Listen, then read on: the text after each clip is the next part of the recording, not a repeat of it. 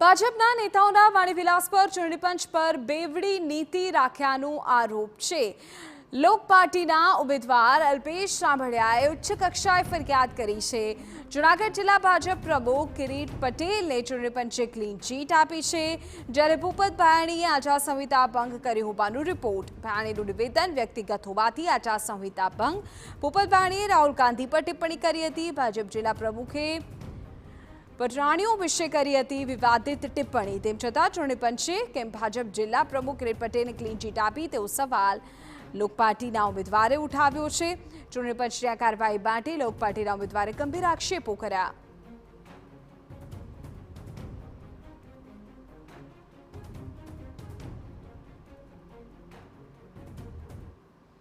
પુરાવાવાળી ફરિયાદ હોવા છતાં ક્લીન ચીટ કેના આધારે આપવામાં આવી? અને ત્રીજું કે આ કિસ્સામાં 2 દિવસ પછી આચારસંહિતા અમલીકરણ અધિકારી નોટિસ આપવામાં આવે તો શું જિલ્લા ચૂંટણી અધિકારીના આ કોઈ બાબત ધ્યાને જ નથી? એમને શું કાર્યવાહી કરી? કોઈને નોટિસ આપી, શું કર્યું તે કોઈ જાહેર થતું નથી। કાલે 3 વાગે એમનો અમે ટાઈમ માંગ્યો તો એમને પણ મેં આ રૂબરૂ રજૂઆત કરેલ છે અધિક કલેક્ટરશ્રીની હાજરીમાં।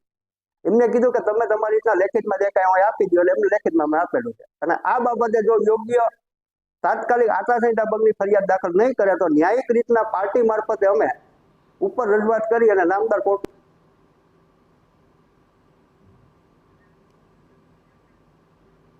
વિજયસિંહ વધુ જાણકારી આપી રહ્યા છે મારા સંવાદદાતા। વિજયસિંહ, આખો મામલો શું છે, પૂરી વિગત?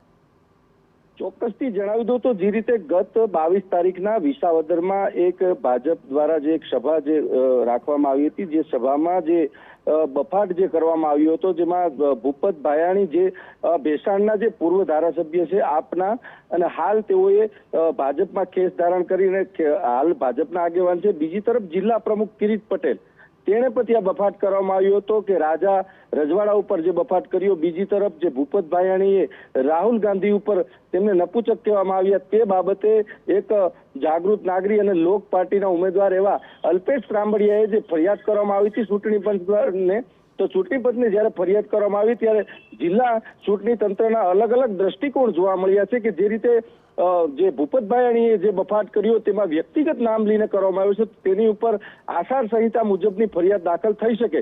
ત્યારે બીજી તરફ જિલ્લા ભાજપ પ્રમુખ કિરીટ પટેલને ક્લીન ચીટ આપવામાં આવી છે, તો તેમાં પણ ક્યાંક ને ક્યાંક જ્યારે જે એકને ગોળ અને એકને ખોળ તેવી પરિસ્થિતિ નિર્માણ થઈ છે, ત્યારે અલ્પેશ સાંભળિયાએ પણ કહેવામાં આવ્યું છે કે આ બાબતે ઉચ્ચ કક્ષાએ મેં રજૂઆત પણ કરવામાં આવી છે, લેખિત અને મૌખિક બંને રજૂઆત કરવામાં આવી છે।